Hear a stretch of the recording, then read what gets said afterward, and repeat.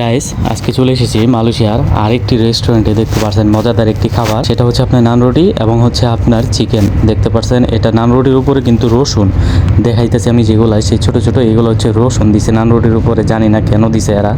আর এই চিকেনটা দেখছেন কি একটা কালার করছে, লাল টকটকা। ভাই আমার একদম খেতে ফালতু লাগছে, একটু ভালো লাগে নাই এই আজকে খাবারটা।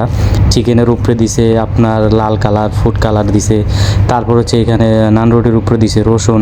আমি খাচ্ছি ভাই, কত কষ্ট করে যে আমি খাচ্ছি। দেখতে পাচ্ছেন আমার চেহারার দিকে তাকাইলে বুঝতে পারবেন যে আমি কোনো কথা বলতেছি না, শুধু খেয়ে যাচ্ছি, কারণ অর্ডার দিছি তো। কারণ আমরা দুইজনে মিলে খাইছি।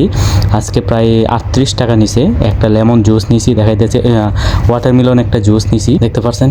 কিন্তু মোটামুটি যদি নান রুটিটা রসুনটা যদি না থাকতো উপরে, আর চিকেনটা যদি ফ্রাই হতো সুন্দরভাবে, যেমন আমাদের বাংলাদেশে ফ্রাই করবো এরকম যদি হতো তাহলে খুব ভালো লাগতো। আর এখানে ছোট্ট একটা লেবু দিছে, দেখতে পাচ্ছেন। আর চিকেনের কালারটা যদি আপনি দেখেন ভাই, আপনার কখনোই খাইতে মন চাইবো না যে এটা কি চিকেন দিছে। আর চিকেনটা একদম কাঁচা, কোনো ভালোভাবে যে ভাজে তেলের ভিতরে ওইরকম ভাজা না, একদম কাঁচা। আর ওই যে দেখতে পাচ্ছেন এখানে ওয়াটারমেলন জুস, তরমুজের জুস নেওয়া হয়েছে। আমাদের দুইজনে 2 প্লেট খাবার দেওয়া হয়েছে, একটা করে নান এবং হচ্ছে চিকেন একটা করে। তো এইটার দাম নিচ্ছে আপনার 38 টাকা, যা বাংলা টাকায় আপনার 1200 টাকার মতো।